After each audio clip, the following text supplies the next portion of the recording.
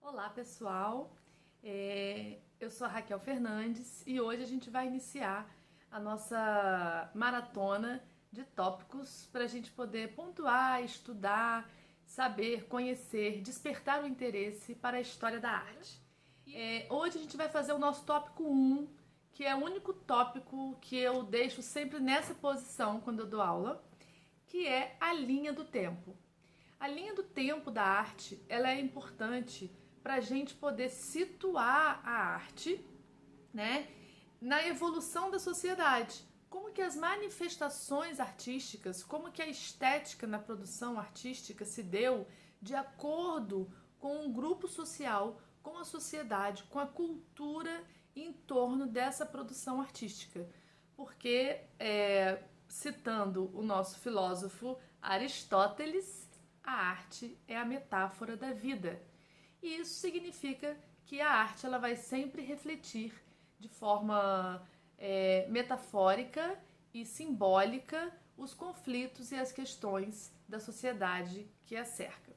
Bem, então, para a gente pegar uma ementa de uma disciplina de História da Arte, por exemplo, são muitos anos de estudo para você conhecer, porque a gente vai ter no mínimo 35 mil anos de história, se a gente pegar desde da época paleolítica, né, da Idade da Pedra, até a contemporaneidade.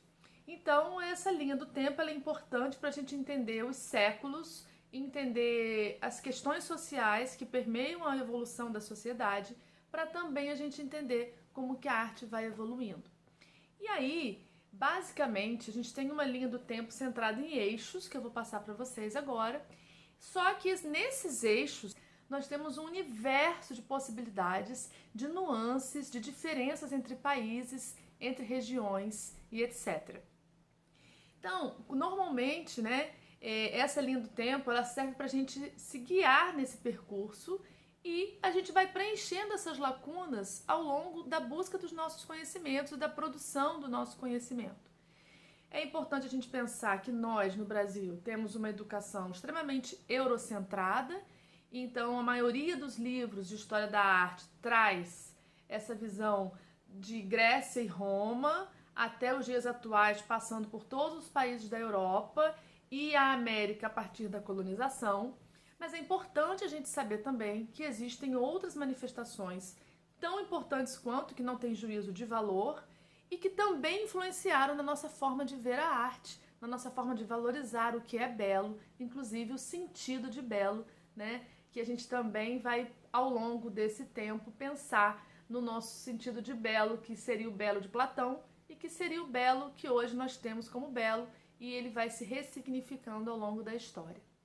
Bem, e aí, quando normalmente eu começo essa aula de História da Arte, eu falo da pré-história como um marco, né? Os povos da Mesopotâmia, outro marco. Egito Antigo, outro marco.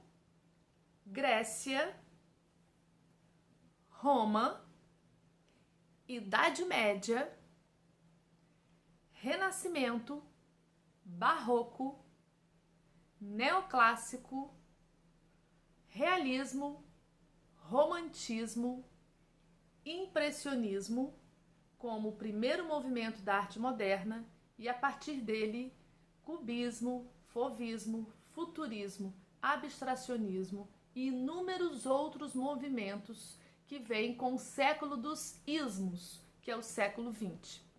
Então, essa linha, grosso modo, que nós estamos vendo, ela é uma linha de tópicos, e a partir de cada tópico desse nós temos uma árvore de sentidos, uma árvore de possibilidades.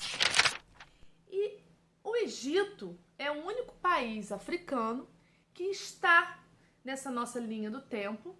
Por quê? Porque o Egito ele foi também dominado, né, invadido e influenciado pelo Império Romano, e ele sofreu essa globalização, esse sincretismo estético, tanto de Roma no Egito, como do Egito para a arte romana e para os princípios estéticos romanos. Então, o Egito, no norte da África, situado geograficamente, ele entra nessa nossa linha eurocêntrica de estudo da história da arte como uma grande cultura que deu de beber e que bebeu na cultura romana, por conta do Império Romano e das invasões. Bem, paralela a essa linha, a gente não pode esquecer dos grupos e das culturas e das etnias africanas que sempre influenciaram e permearam, né, a estética e a arte europeia, e principalmente na América após o descobrimento, por conta da vinda de milhões de escravos para cá, que trouxe a estética, a cultura, o modus vivendi, as crenças e as percepções de mundo que o homem africano trouxe para o Brasil, porque nós estamos no Brasil, mas para toda a América Latina. E não podemos também deixar de fora toda a arte antiga e indígena também produzida na América Latina. Nós temos os índios brasileiros e temos os demais índios da América Latina, que a gente também vai em outros tópicos pincelar, porque eles vão entrar na nossa linha, cruzando essa grande linha que a gente está vendo agora, para que essas influências se costurem e a gente possa tecer um universo, uma colcha de retalhos da influência cultural que formam a nossa percepção estética das artes visuais. Por quê? Quais são os fundamentos dessa época que vão ditar a estética, a forma e o conteúdo da produção artística? E aí, aos poucos, a gente vai vendo em cada tópico, né, uma época específica ou um artista específico, e pensar um pouco por que a obra dele foi produzida dessa forma. Para quem está começando agora a estudar a história da arte, para quem não teve contato com história da arte, existem 2 livros muito básicos, muito bons, que vocês podem procurar na internet, tem sebo virtual, que é o Arte Comentada, que é esse livro muito bom, eu uso inclusive nas minhas aulas. Tem essa Mona Lisa na capa, porque a Mona Lisa é um marco do Renascimento, né, Leonardo da Vinci. E também tem o livro da Graça Proença, que é um livro que normalmente ele é utilizado para alunos de ensino básico, no ensino médio e iniciantes no estudo da história da arte, porque ele é bem didático, ele é bem cronológico, ele é bem organizado no pensamento. Então, o livro da Graça Proença também é um livro bem acessível, e ele também é um livro que eu retiro, às vezes, alguns textos para os meus alunos que estão iniciando nesse estudo. Então, a gente vai encontrar milhares de livros com histórias do Renascimento, Leonardo da Vinci, Michelangelo, Rafael, Donatello, do Impressionismo com Monet, Renoir, Degas, né, Modigliani, Toulouse-Lautrec. A gente vai ter milhares de livros sobre vários artistas, todos são válidos. A grande diferença entre os livros, para quem está iniciando o estudo e para quem já é iniciado no estudo, é a visão crítica do livro, né? Muitos livros trazem críticas sobre as obras, pensamentos outros que são dialéticos sobre como essa obra foi produzida. E outros livros são mais históricos, que são importantes para a gente entender essa linha, para a gente entender essa evolução. Então, é importante a leitura, é importante filmes, eu também vou dar dicas de filmes para vocês assistirem, e acho que vai ser importante para vocês também, dentro do universo do cinema, entenderem um pouco como que era a vida nessa época, né? E aí a gente vai falar dos fundamentos da arte, focando principalmente nas artes visuais, mas sabendo que um movimento nas artes visuais, nas artes plásticas, ele também acontece nas outras manifestações artísticas. Então, no período neoclássico, eu vou ter a arte neoclássica, a construção neoclássica, eu vou ter o teatro neoclássico, né?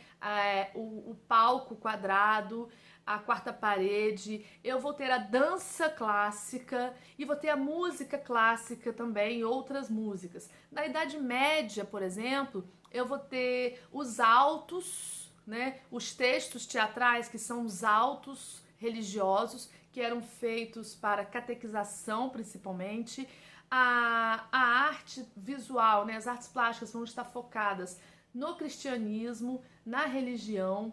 A música também vai ser a música religiosa e as danças da corte, né, as danças das festas da corte, nas festas religiosas também. Então, toda a cultura da sociedade vai ser refletida na produção artística, qualquer que seja o campo da arte, qualquer que seja a linguagem escolhida e a manifestação. Então, esse é o primeiro vídeo de boas-vindas e o nosso próximo vídeo eu ainda vou ver qual vai ser o nosso assunto, vocês verão em breve aqui no canal. Existem outros livros, outros sites e assim que eu for descobrindo também coisas boas, eu vou deixando aqui para vocês. Um grande abraço, a gente se vê amanhã com mais um tema da história da arte.